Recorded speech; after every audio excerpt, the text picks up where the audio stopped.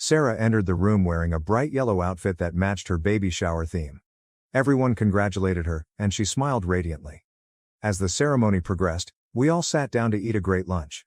Everything looked to be going well until Sarah called everyone's attention. She stood up and thanked us for attending her baby shower. Then she took a deep breath and said, "I'm thrilled to tell you that my husband, Mark, and I are expecting our first child, and I have someone very special to thank for that." Mark looked at Sarah with a bewildered expression, trying to figure out what was going on. Then, pointing directly at my husband, "Michael," she exclaimed. "Everyone, I'd like to introduce the father of our baby." I nearly choked on my dinner. The room was silent, and I could see everyone was surprised and unsure how to respond. My mind raced to make sense of what was going on. My husband, who dislikes attention and prefers to keep to himself, grabbed my hand hard under the table. I turned to look at him, and he seemed as perplexed as I was. All eyes were on us in an uncomfortable and awkward quiet. I looked to Sarah, looking for an answer. Just to give you some context, my husband and I have been trying to conceive for years with no success. Despite several testing, we have been unable to become pregnant owing to personal medical difficulties. I've only told a few family members and close friends about my difficulties, including Sarah. My husband and I eventually accepted that we might not be able to get pregnant.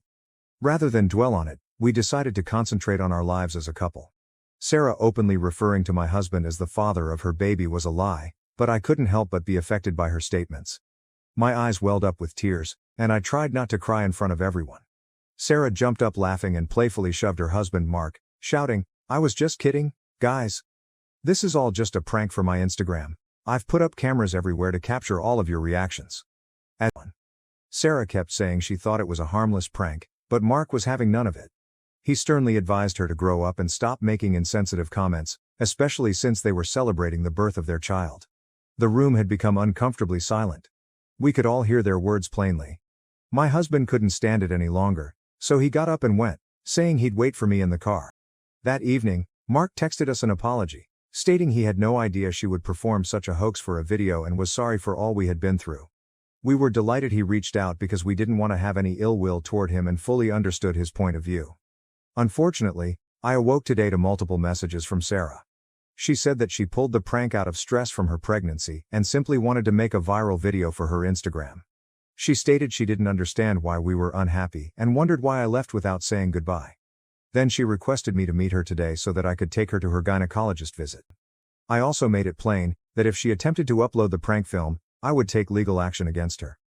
Rather than apologize, Sarah stated that she did not believe she had done anything wrong. She even suggested that I was jealous of her due to her pregnancy. When I read her response, I couldn't believe my eyes. This woman, who had been my best friend for over a decade, assumed I was jealous of her, despite the fact that I had gone above and beyond to provide her with the ultimate baby shower.